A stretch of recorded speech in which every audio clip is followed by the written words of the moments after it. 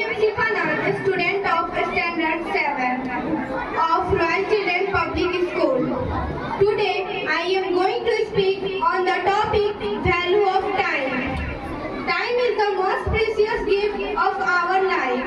Money lost can earn again, but time lost never comes back.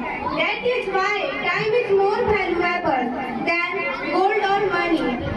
Every successful person in the world knows the importance of time. A student who uses time properly achieve their goals, while those who waste time regret later.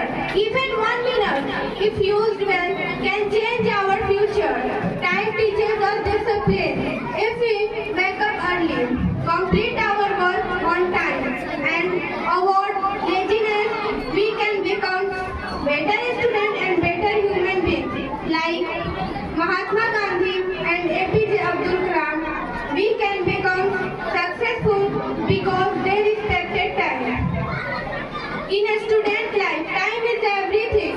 If we waste time on mobile phone, games and social media, we lost our focus. But if we use reading books and improving our skills, we build a bright future. In the